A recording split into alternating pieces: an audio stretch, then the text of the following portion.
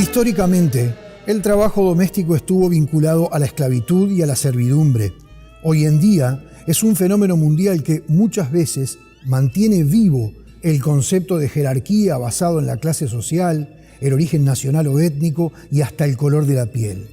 Si bien los trabajadores domésticos hoy en día tienen la libertad de renunciar a su trabajo, a diferencia de los esclavos, la mayoría de las veces no lo pueden hacer porque por su baja especialización solo podrían encontrar otro trabajo sin exigencias de calificación que, por tal razón, tiene una baja remuneración. Durante siglos, los trabajadores domésticos estuvieron absolutamente por fuera de los derechos que habían conquistado el resto de los trabajadores. En Uruguay, recién en 2006 se aprobó una ley que equiparó los derechos del trabajador doméstico a los del resto de los asalariados. Así y todo, ¿cómo hace un trabajador doméstico para exigirle al empleador el cumplimiento estricto de sus deberes cuando la mayoría de las veces tiene una relación estrecha? Es una forma de eludir responsabilidades cuando el empleador dice: Juana, es como si fuera de la familia. ¿Es lo mismo una familia que tiene empleada doméstica por costumbres aristocráticas que aquella que la contrata por verdadera necesidad? ¿El concepto de servir al empleador en las cosas cotidianas de la casa y hasta personales afecta la dignidad humana? Porque 40% del servicio doméstico aún no está registrado en la Seguridad Social y porque aún hay más dudas que certezas, es que hoy en Tripaliare hablaremos de trabajo doméstico.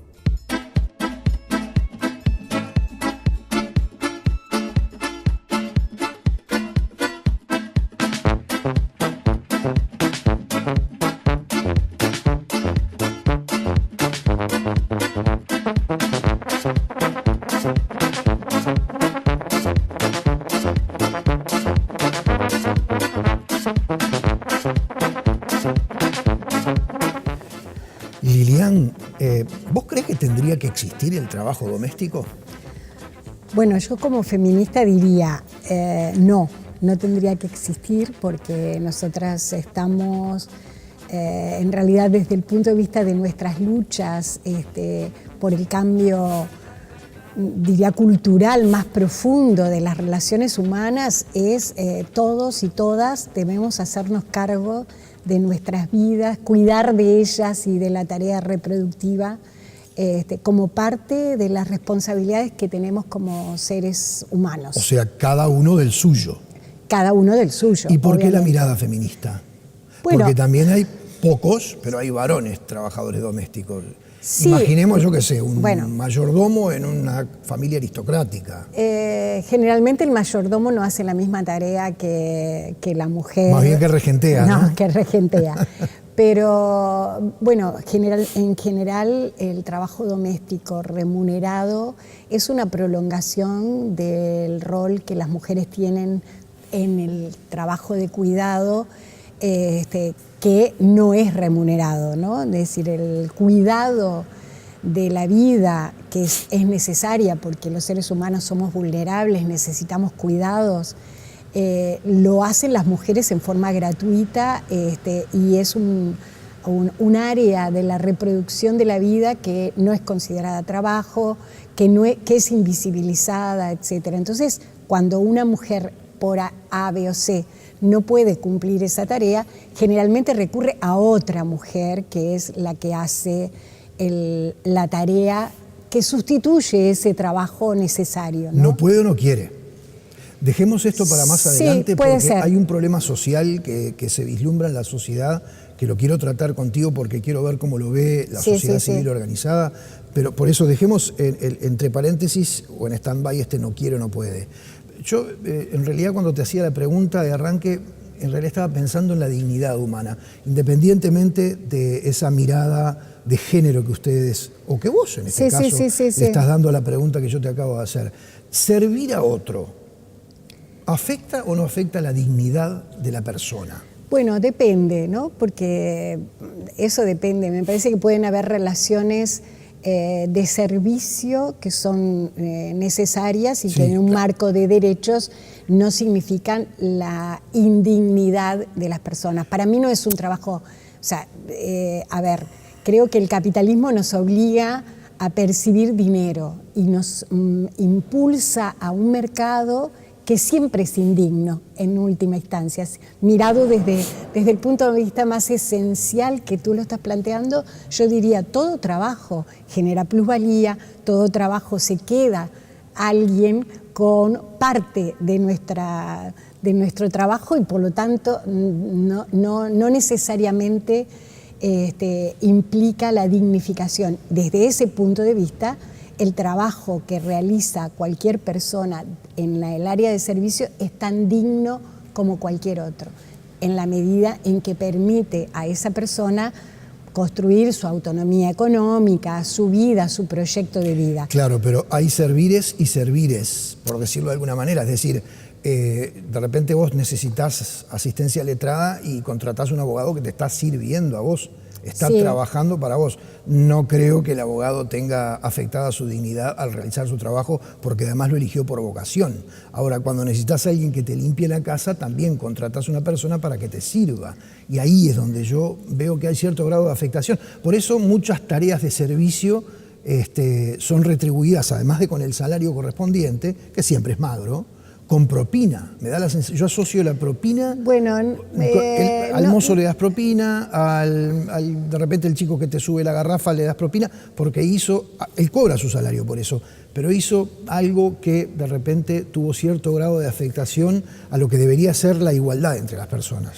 Pero la igualdad entre las personas me parece que en el campo laboral están determinadas básicamente por la mercantilización del trabajo, ¿no? Es decir, percibimos una retribución por X trabajo.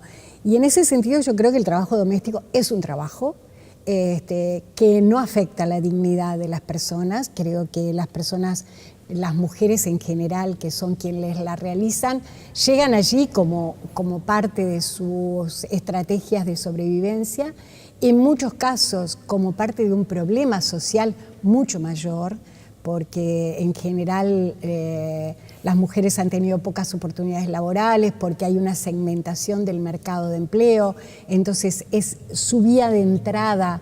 Pensemos que casi el 15% de la población económicamente activa femenina realiza trabajo doméstico en el Uruguay. Por lo tanto, considerar que es un trabajo indigno me parece que afecta justamente de una población enorme de mujeres que tienen su dignidad intacta y por eso se organizan, pelean por sus derechos.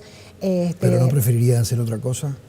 Posiblemente, preferirían hacer otra cosa, como tal vez mucha gente en esta misma fábrica podría decir, bueno, en vez de trabajar 8 horas o en cualquier otro trabajo, ¿no? Pensemos en los mineros, preferirían hacer otra cosa, pero esa es una constricción que nos lleva en el mundo, en el capitalista en el que vivimos. ¿Vos tenés empleada doméstica? No. ¿Y tendrías? He tenido, ¿Has tenido? Sí, claro, sí. ¿Porque no podías realizar las tareas o porque no querías? No, porque no podía. Bueno, ahí está. Por acá no quiero entrar a eso que habíamos dejado entre paréntesis hace un rato. Porque en realidad todos estos primeros minutos me parece que tanto vos como yo estábamos hablando de quienes optan por tener una empleada doméstica porque de repente dedican el tiempo a otra cosa o de repente no quieren. Pero yo ahora me quiero meter en algo que realmente preocupa a mucha gente, que es un problema social que sufre nuestra población, que tiene mucho que ver precisamente con eso que vos acabas de decir. Hay gente que tiene que salir a trabajar. Sí, claro. Tiene que salir, es más, sale a trabajar y para eso contrata servicio doméstico y muchas veces casi cambia la plata. Sí, y algunas veces es también parte de una solidaridad. Yo tuve una empleada, una chica paraguaya que acababa de venir al Uruguay, no conocía a nadie, estaba vinculada a una roticería que hay en mi cuadra, y entonces ella estuvo trabajando en mi casa como una vía de acceso a algo, porque ella tenía que pagar la pensión en la que vivía. Entonces yo creo que no podemos extremar y decir esto sí, esto no, porque me parece que en realidad muchas veces se apela a la solidaridad para contratar a una mujer que tiene en ese trabajo su única vía de sobrevivencia.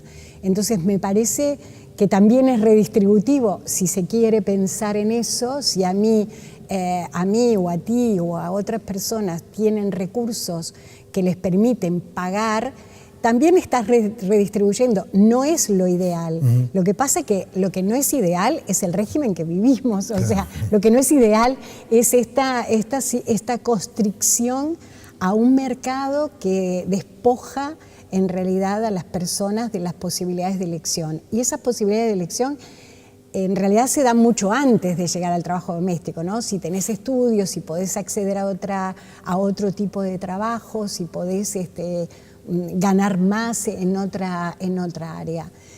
Porque en realidad necesitamos el dinero para vivir, lamentablemente, ¿no? Entonces hay una lógica ahí compleja. Bien, ahora sí quiero saber cómo ves vos y cómo ve Cotidiano Mujer también, porque han trabajado arduamente en este tema, precisamente por la fragilidad de los sujetos de atención de este tema. Eso que yo te decía recién, esa familia de clase media en la que todos los miembros de la familia, por lo menos los adultos, tienen que salir a trabajar porque realmente es una necesidad que tienen para la manutención de toda la familia, pero al mismo tiempo alguien tiene que hacer las cosas en la casa y no hay tiempo para eso.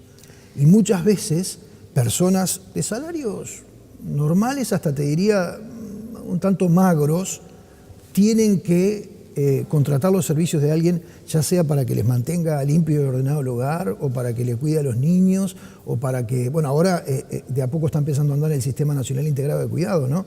Pero digo, y ahí es donde a veces uno dice, cuando toma en consideración los derechos de las trabajadoras y trabajadores domésticos, cuando toma en consideración esa insistencia del Banco de Previsión Social de que hay que pagarle todos los aportes al servicio doméstico, también dice, pero qué dificultad tiene esta otra gente, que en definitiva es el empleador, pero casi está cambiando la plata para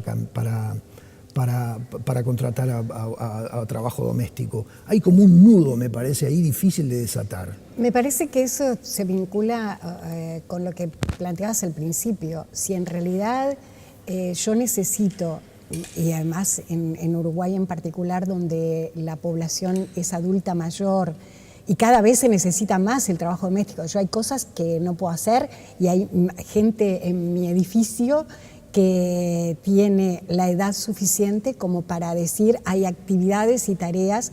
Por ejemplo, nosotros tenemos en el edificio una empleada que lava la escalera, que limpia la escalera que es del edificio. Ese es un servicio necesario. Entonces, creo que la retribución, el poder pensar en el equilibrio de una familia, si puede pagar o no una empleada doméstica, tiene que partir de la necesaria consideración del pago del trabajo digno. Y el trabajo digno supone todas esas retribuciones igual que las que tenés tú y las que pelearías por tener si trabajás en otro campo. Y si no, redistribuye la tarea en el ámbito familiar. Y hay una paradoja muy grande porque nosotras entendemos que el trabajo doméstico debe ser compartido por los niños, las niñas, los varones, las mujeres, y que es una tarea que forma parte del necesario cuidado de todas y de todos. Sin embargo, cuando tenemos una empleada, me acuerdo que en Italia se llamaba colaboradora familiar y fue parte de la colaboradora familiar en el sentido de alguien que colabora con esas tareas, que no exime ni a los hombres ni a los varones de la casa de sus responsabilidades en las tareas de cuidado. Entonces es un equilibrio complejo. Creo que cuando se plantea las dificultades de pagar, hay que pensar en los derechos laborales de los trabajadores. No pagar, no la contrato. Si no puedes pagar, no tengas. Y si no puedo pagar el Banco de Previsión Social, no la contrato. Exacto. Claro. Y eso me parece que esa es la conquista que las trabajadoras, y por eso yo defiendo la dignidad de las trabajadoras, que desde el año 2005, en realidad en la ley del 2006, conquistaron ese derecho en el Uruguay, pero que antes ya lo estaban peleando Nosotras salimos en el año 85 en el primer número de Cotidiano Mujer con un artículo sobre trabajo doméstico de un sindicato que se acababa de formar. Entonces, ahora, precisamente por eso, porque hubo una larga lucha de parte de las personas que hacían trabajo doméstico hasta que lograron poder sindicalizarse y además lograron una ley que las contemplara, ¿no? O que los contemplara, en forma genérica lo digo. Lo que te quiero preguntar es cómo está el nivel de cumplimiento. ¿Por qué? A ver, lo debes haber escuchado muchas veces. Si aquí viene un problema con el empleador, aquí no porque esto es una cooperativa, estamos en claro, FUNSA, exacto, pero imaginemos sí. que estamos en una empresa con el concepto económico de empresa, ¿no? Combinación de capital y trabajo. Entonces, cuando los trabajadores tienen algo para reclamar, el empleador está bastante lejos y por lo tanto pueden reclamar con vehemencia y hasta con cierta fuerza. Ahora, en el caso del trabajo doméstico, más allá de que existe un sindicato y que ha habido avances, ¿cómo está el nivel de cumplimiento cuando en realidad una de las características principales de este trabajo es que quien lo realiza está en el hogar de sus empleadores? Exacto. Y es bravo encarar a la patrona o al patrón y decirle, me tenés que pagar yo creo tal cosa. que hay cada vez que hay muchísimas trabajadoras que tienen muy claros sus derechos. Hay, lamentablemente, y no solo en el trabajo doméstico, podría decir en cualquier otra rama de actividad donde los niveles de organización son menores, hay una desprotección de los derechos. Y eso en el rubro gastronómico sucede. Un pequeño almacén, por ejemplo. Exacto. Entonces, en el campo. Entonces, el campo de ejercicio de los derechos supone la presencia, por eso en una democracia se ha defendido el área sindical, que es permanentemente atacada, ¿no? Por quienes quieren justamente ganar más, sí, claro, con el trabajo ajeno. Claro. Entonces, hay una desprotección en el trabajo doméstico, como en otras áreas, desprotección de las personas que están trabajando en esas condiciones para negociar sus condiciones de trabajo.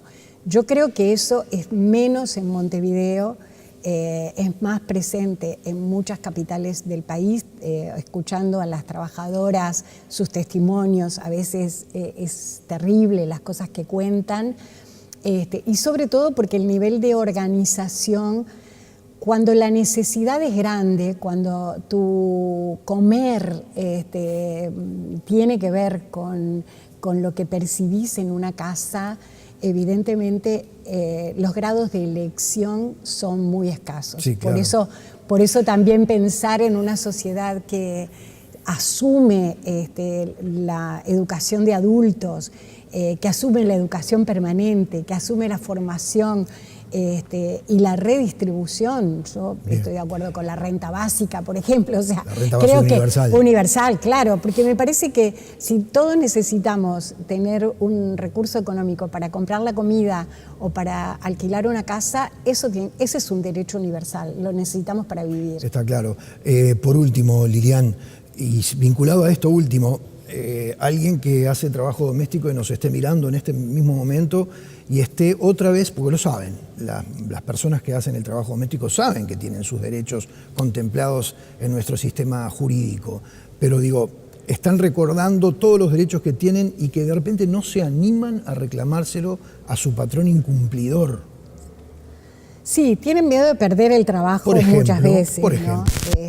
Y muchas veces eso también sucede. Primero, la primera cuestión es juntarse con otras personas en las mismas condiciones. En general, en ningún campo de la vida garantizamos nuestros derechos individualmente. Esa es una tarea colectiva.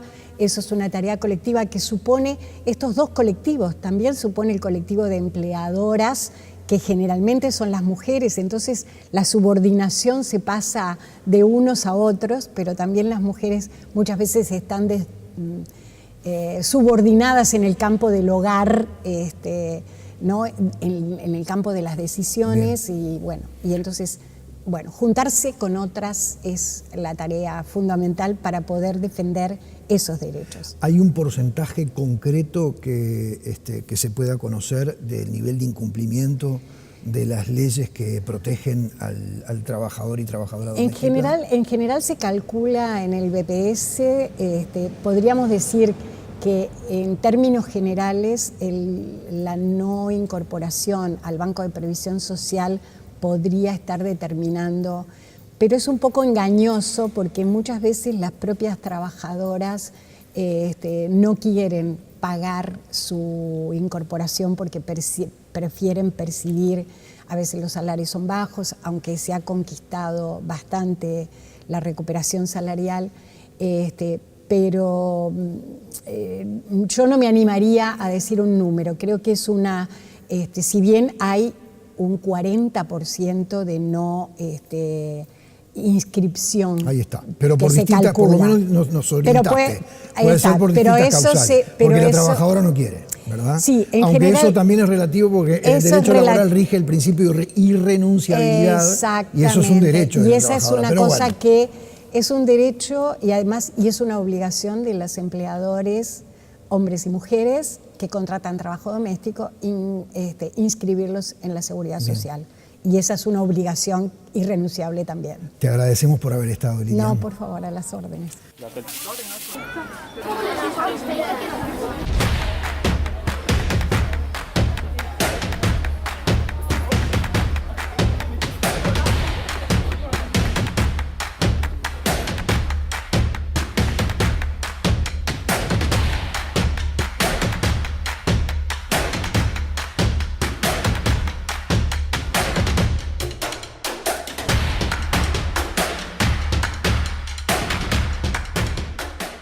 De la génesis de que la Liga de Amas de Casa sea digamos, la patronal, por decirlo de alguna manera, del sector de los trabajadores y trabajadoras domésticas.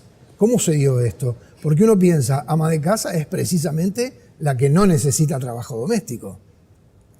Bueno, las amas de casa somos las que hacemos el trabajo doméstico no remunerado, claro, lo cual es muy importante dentro del Producto Bruto Interno de cada país. Sí, y en muchas ocasiones es lo importante que hay que apelar al trabajo de la trabajadora doméstica, que es algo muy digno, muy importante y que nosotros como amas de casa valoramos mucho. Se nos dijo que los consejos de salarios de las trabajadoras domésticas no podían funcionar porque no había contraparte. Se nos indicó como que el perfil de nuestra institución podía caber en esa oportunidad como lo perfecto para manejarse. Así lo hicimos luego de una intrincada conversación con todos nuestros integrantes. Se hizo una asamblea general de socios de la institución que ya tenía muchos años de trabajo. Y que no había nacido para esto, la Liga de Amas de Casa. No, por supuesto. Nosotros somos Liga de Amas de Casa, consumidores y usuarios de la República Oriental del Uruguay. Una asociación de defensa del consumidor de gran proyección en todo el país, que ya llevamos 23 años, y además también el punto focal, que era la jubilación para el ama de casa. Claro. Esa es el porqué de nuestra institución. Habría que hacer un programa aparte sobre eso, ¿no? Es muy importante todo lo que estamos haciendo, lo cual nos llena de orgullo. Y también nos llena de orgullo el haber llegado a la conclusión de que debíamos estar en esto. Por mayoría, esa asamblea decidió embarcarnos en lo que todos dijeron: bueno, ustedes se están metiendo en un terreno muy difícil, van a tener muchos dolores de cabeza. No importa, bienvenidos sean los dolores de cabeza posibles. Lo que sé es que el día de iniciación entramos con la disposición que desde la Liga de Amas de Casa lo que se iba a intentar era, sobre todo, la formalización, porque era un sector, el de trabajadoras domésticas, que estaba totalmente desprendido de lo que es la realidad. O sea que algunos de los empleadores de aquella época, estamos hablando en el año 2008, cuando se formó este grupo de actividad, que es el 21, Grupo 21. Estamos hablando del 2008. Supongo yo que algunos empleadores o dadores de trabajo doméstico deben haber mirado a la Liga de Amas de Casa con recelo. Porque la Liga de Amas de Casa ha mostrado un compromiso de regularizar el sector y, por ejemplo, de que trabajadoras y trabajadores domésticos aporten al Banco de Previsión Social. Creo que eso es un falso concepto. Creo que nos miraron con asombro de que hubiéramos tomado esa resolución que realmente decían a dónde quieren ir. Pero no creo que al principio se planteara ningún tipo de situación engorrosa. Sí, era cómo lo enfrentábamos. Ese día nos sentamos y, ya digo, el titular, formalización y además un contrato de trabajo por escrito. Eso hoy todavía es un debe en las posibilidades de este grupo, pero vamos a por ello, por supuesto. Y bueno, de ahí en más, creo que se consolidó un movimiento histórico, porque el grupo de trabajadoras domésticas pudo poner sobre la mesa una cantidad de situaciones que estaban viviendo, de olvidos, de distracciones, de una cantidad de cosas que no estaban como correspondía. Mabel, acaba de decir que no se ha podido realizar el trabajo de contrato escrito. ¿Cuál es la dificultad? Bueno, no se han dado las condiciones. Hay cosas que, bueno, en el correr de estos 10 años fueron tomadas como primordiales. Nosotros entendemos que sería muy interesante el lograrlo, porque creo que pondría en letra una cantidad de cosas que luego, cuando no existen, se puede hablar de cuando iniciamos la relación laboral, el empleador dijo tal cosa, la trabajadora dijo que sabía hacer tal cosa, y después surgen algunos detalles que llevan muchas veces a alguna conversación no del todo amable, ¿verdad? Sí, pero entonces, está claro que no hay nada que impida que si mañana usted va a tomar un trabajador o trabajadora doméstica en su casa, hagan un contrato por escrito, no hay nada que lo impida. Sí, nosotros incluso le decimos lo recomiendan. Claro, recomendamos que tengan en cuenta poner las bases de esa, para consolidar esa relación, poner las bases por escrito, que creo que en el fondo llevan a veces a mejorar que ese acuerdo tenga una vida útil mucho mejor. Mabel, usted podrá en 5 minutos resumirnos la estructura del trabajo doméstico, porque, por ejemplo, me refiero a lo siguiente. Aquí estamos en una fábrica donde seguramente los trabajadores entran a tal hora y salen a las 8 horas después de haber entrado. Exacto. Pero en el trabajo doméstico es distinta, la realidad es distinta. De hecho, hay trabajadores o trabajadoras domésticas a las que se les llama con cama, que pernoctan en su empleo. ¿Cómo se organiza eso a los efectos de que estén contemplados los derechos del trabajador? Bueno, la diversidad es enorme. Es la característica. Es la característica, sí. Porque hay jornaleras, hay trabajadoras mensuales, hay con retiro y aquellas que, como usted bien dijo, pernoctan en el hogar. Pero hay en todo eso un ente aglutinador. Es dónde se desarrolla ese trabajo. Y ese es el hogar. El hogar que tiene una mística muy, muy especial y que todos le tenemos que dar la importancia que tiene. Es la célula fundamental donde la familia se desarrolla y la familia es el eje de una población, ¿verdad? Entonces, cuidado, tenemos que buscar la mejor manera de que las partes se encuentren cómodas y sobre todo que no se vaya por sobre derechos y tampoco que se olviden obligaciones. Está claro. Entonces, en base a eso que usted acaba de decir, resumidamente, porque usted también lo dijo, no todas las situaciones son iguales y hay un sinfín de realidades a contemplar, pero ¿cómo se estructura, cómo se regula el trabajo doméstico? Bueno, por ejemplo, hay trabajadoras de 8 horas. Claro. ¿Se puede decir que tienen características similares a las de cualquier trabajador de 8 horas? Yo le debo decir que ahí las partes son las que tienen un papel fundamental. puede haber los convenios que son los que están rigiendo cuáles son los derechos y obligaciones de cada una de las partes, pero es fundamental el hecho de cuando uno y otro se pone a conversar sobre lo que van a hacer de ahí en más dentro de ese hogar. Está bien, pero ¿qué mandata la norma, la ley del trabajo doméstico? Bueno, vamos a poner un ejemplo concreto. Una trabajadora que es con pernocte. Se supone que trabaja 8 horas y el resto de las 16 horas del día no se le puede molestar. ¿Cómo funciona? No, bueno, todo eso tiene un desarrollo. Bueno, usted me pide 5 minutos y tendría que ser estar en alguna cosa muy especial. Pero bueno, le cuento a grandes rasgos. La persona que trabaja tiene 8 horas de trabajo, tiene horas de descanso y tiene 9 horas donde tiene que descansar sin que nadie le moleste. Esas son las líneas generales. De ahí en más, en cada situación, porque cada casa es un mundo y eso no es por repetido falso, al contrario, es así,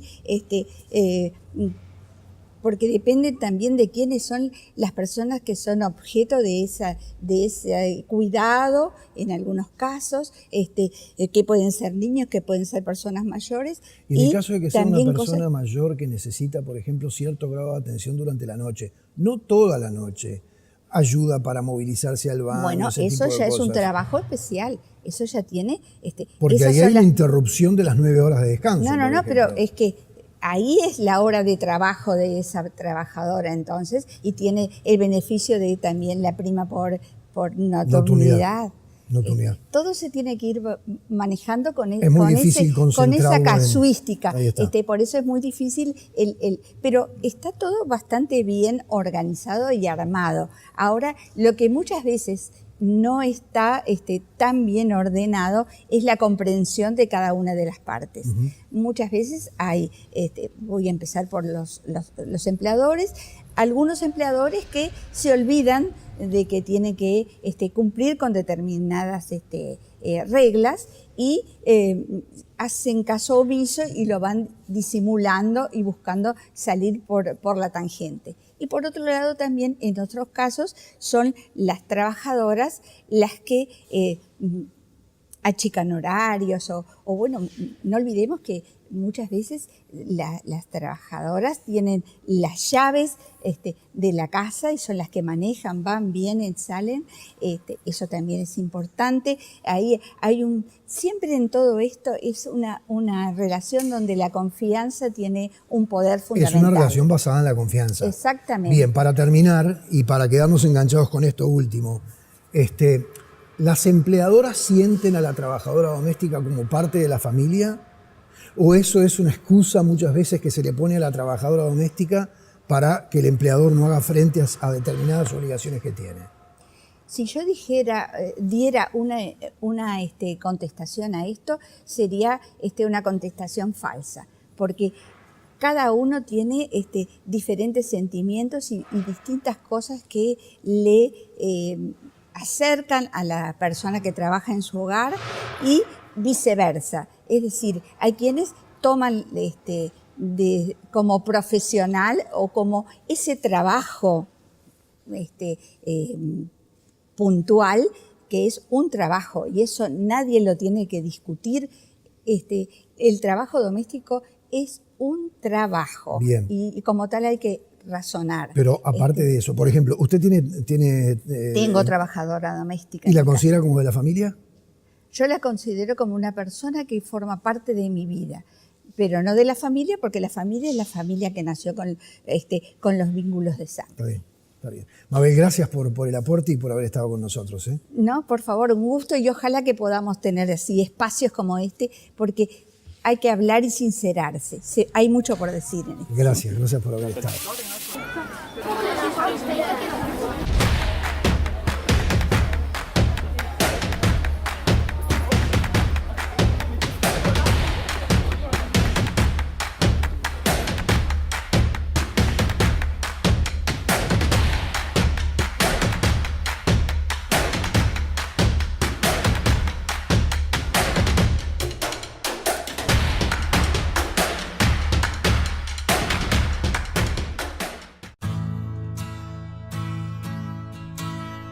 ¿Por qué aceptamos trabajar en cosas que odiamos? No tenemos otras opciones. Y cuando tomamos esas opciones, ¿cuánto nos cuesta? ¿Cuánto sacrificio personal hay que hacer para dedicarse a lo que uno ama? En ese miedo era muy miedosa y pensaba que me iba a morir de hambre si me dedicaba al arte. Entonces yo estudié, otra cosa, hice caso a mis papás y estudié Ciencias de la Comunicación. Y de hecho ejercí durante varios años en diferentes instituciones como comunicadora.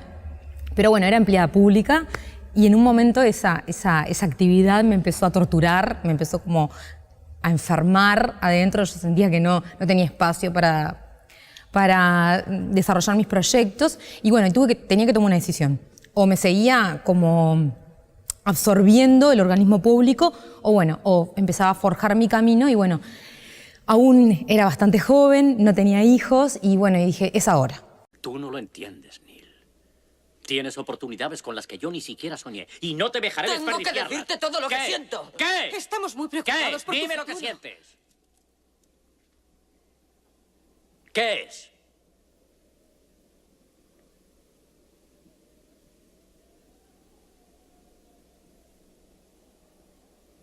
No será eso de ser actor, porque ya puedes olvidarte. ¿Y bien?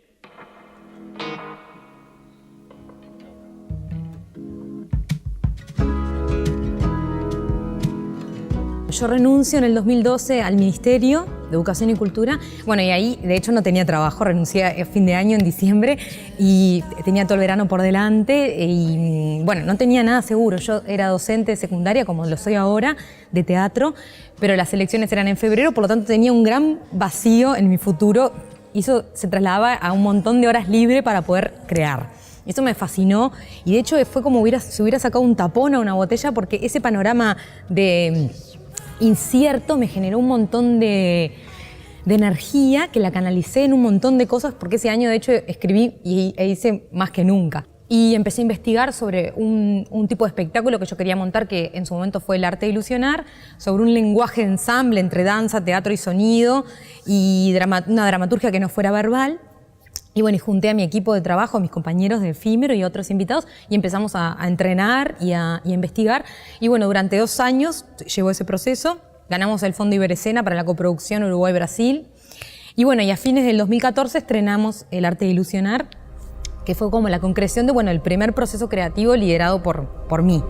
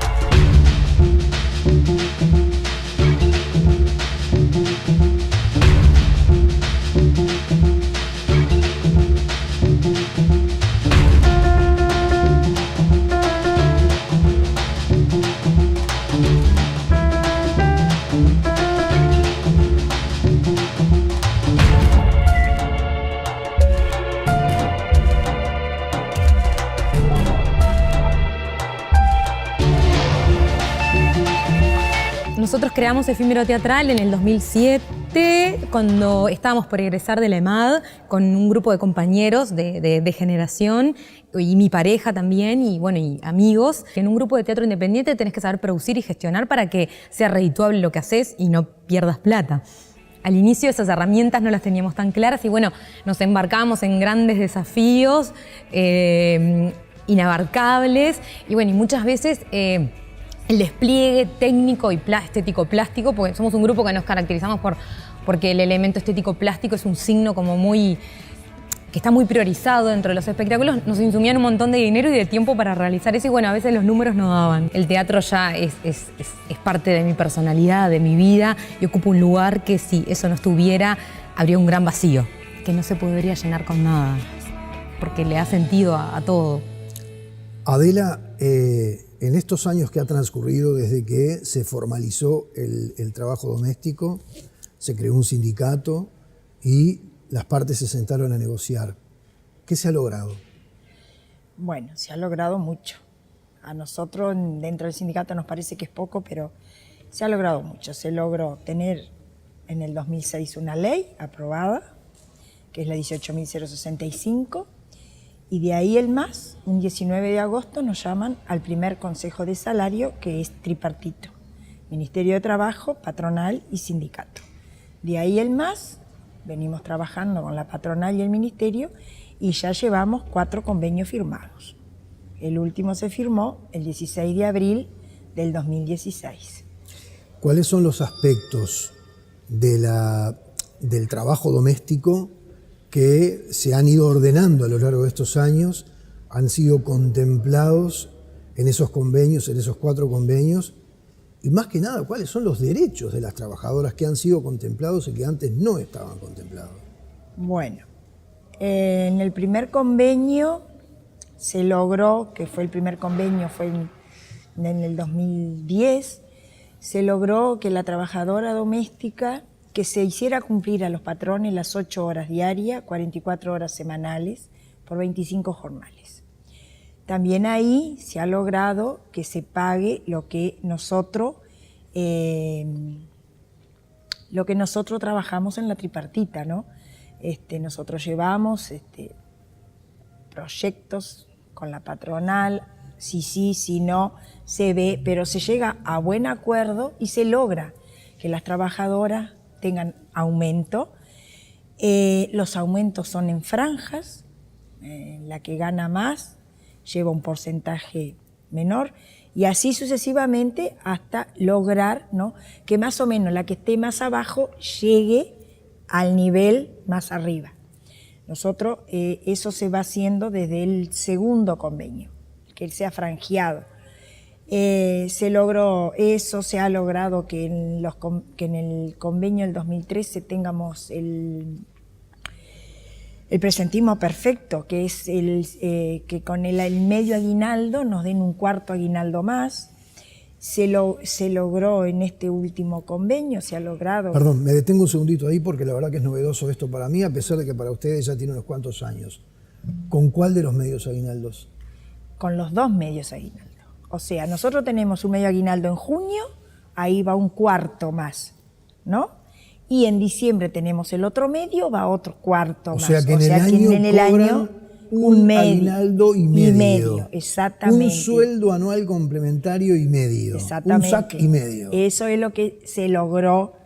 Digo, se trabaja mucho. Digo, nosotros tenemos la ayuda cuando vamos a los consejos de salario de la compañera del Cuesta Duarte, Alejandra Pico, que es la que nos acompaña y nos asesora y nos ayuda. Digo, le estamos súper agradecida porque, digo, nos ha hecho muy bien trabajar con ella.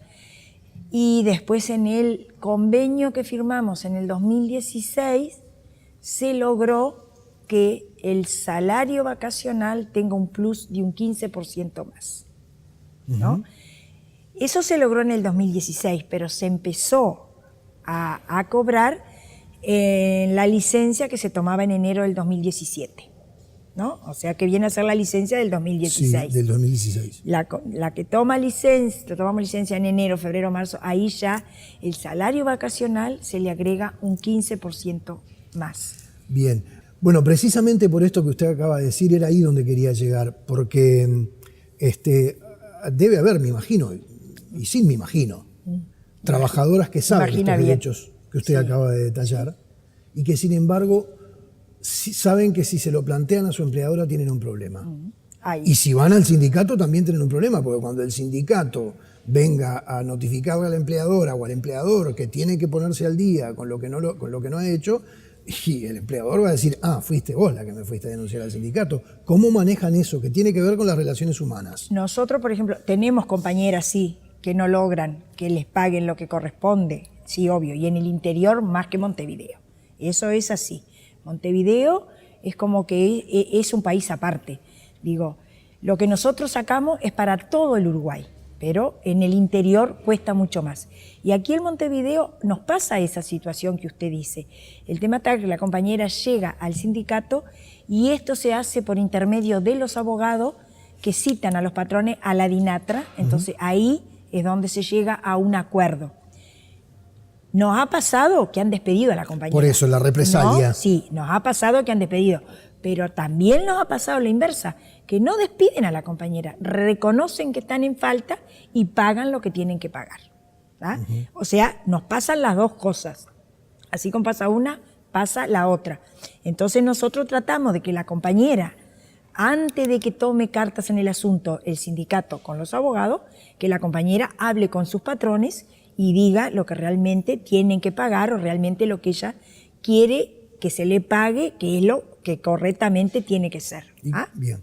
Adela, hace algunos días o algunos programas atrás, el responsable de salud ocupacional del PIT-CNT, Héctor Abad, nos decía, por ejemplo, que en el sector del trabajo doméstico no hay normas escritas que le digan al empleador cuáles son los elementos de seguridad que le tiene que proporcionar al trabajador. Y en el trabajo doméstico puede haber accidentes, como cualquier otro. ¿Cómo se procede? Porque da la sensación de que el empleador está como en un estado de indefensión. Es decir, no sabe cuál es la norma que tiene que cumplir para no incurrir, por ejemplo, en la ley de responsabilidad penal del empleador. No, no tenemos. No tenemos. Por ahora nosotros eso no tenemos. Y no hemos tenido accidentes de compañeras, accidentes graves de esa clase. No las hemos tenido. Pero no sé, llegado el momento, bueno, veríamos si se puede armar algo o lo que sea. Pero por ahora, no. No hay nada de eso. Y las ¿ustedes no entienden que las características del trabajo doméstico son mérito para que haya algunas normas de seguridad básicas que protejan a ustedes primero que nada, naturalmente? Sí, obvio. Y que no dejen expuesto al empleador. Sí, claro. Obvio que hay algunas, tampoco son muchas. Porque digo, yo soy una, yo no me subo a una escalera donde tenga que estar colgada limpiando un vidrio. Yo no lo hago. Directamente digo que no lo limpio. Y tengo en mis trabajos, yo no limpio vidrio. Ya lo dije, no limpio vidrio, porque no, los balcones no tienen la baranda adecuada y bueno, no los limpio, llaman un vidriero. Pero digo, también va en cuidarse uno, ¿no? Digo, porque no me voy a exponer a colgarme en un balcón a limpiar un vidrio si no tengo las garantías necesarias. Porque después, digo, si me pasa algo, no tenemos lo que usted me está preguntando. Voy al banco de seguro que me corresponde, digo, puedo quedar bien como puedo quedar mal. Entonces digo, directamente lo digo, no lo hago, no me expongo. ¿Nunca le generó problemas eso? No, nunca me generó, digo, pues yo ya soy una mujer grande, digo, y entonces trato de cuidarme. Capaz que a otras compañeras les generó, pero no han venido con esas quejas al sindicato. Entonces nosotros nos hemos tratado de buscar forma, sí lo hemos hablado, ¿no? En algún momento se habló de ese tema, de la seguridad para la trabajadora, pero sinceramente no hemos llegado a realmente a plantearlo, ni siquiera en un consejo de salario. Bien. Por último, Adela, ¿qué siente la trabajadora doméstica cuando su empleador o empleadora dice, sos como de la familia, pero al mismo tiempo de repente hay algún grado de incumplimiento por ahí? A mí me pasó, a mí una vez me dijo, no, Adela, sos de la familia. No, discúlpame, no soy de tu familia porque a mí en el testamento no me van a poner. Primera cosa. Segunda cosa, aquí, si fuera de tu familia no me pagas un sueldo. Entonces no soy de la familia. Soy la persona que viene a limpiar tu casa, a cuidar tus hijos, a atender la casa. Qué bien que si estamos trabajando en una casa y quedamos solas, ellas nos dejan todo en las manos nuestras. Entonces hay un grado de confianza, ¿verdad? Pero no somos de la familia. Y eso nosotros se los recalcamos a las compañeras cuando van al sindicato y que nos dicen, no, porque me dicen que no sos de la familia, compañera. Tú sos la persona que va a trabajar a su casa, a ti te pagan un sueldo. Entonces no sos de la familia. Eso tenés que metértelo en la cabeza. También va, ay no, porque le crié los niños, y que los niños, y porque los niños me quieren más a mí que a la mamá. No, tampoco. son los hijos de tus patrones, no son tus hijos, no son tus nietos. Son los hijos de tus patrones. Pero a veces se genera un vínculo afectivo. Se genera... Fundamentalmente con los niños. Con los niños. Yo lo viví. Yo crié 16 gurises ajenos. Con eso le digo todo. Yo así, y hasta el día de hoy, hay 3 de ellos que me siguen llamando por teléfono. Hasta el día de hoy, el día de mi cumpleaños. Pero no son mis hijos. Y yo dejé, como todas decimos, dejamos nuestros hijos para cuidar los hijos de nuestros patrones. ¿No? Porque es así, porque precisamos el dinero y porque estamos en una situación mala y muchas somos cabezas de familia, somos madres solteras criando hijos, ¿verdad? Entonces, por eso es el tema. Pero nosotros tratamos de inculcar a la compañera que se mentalice que no es la familia, son patrones.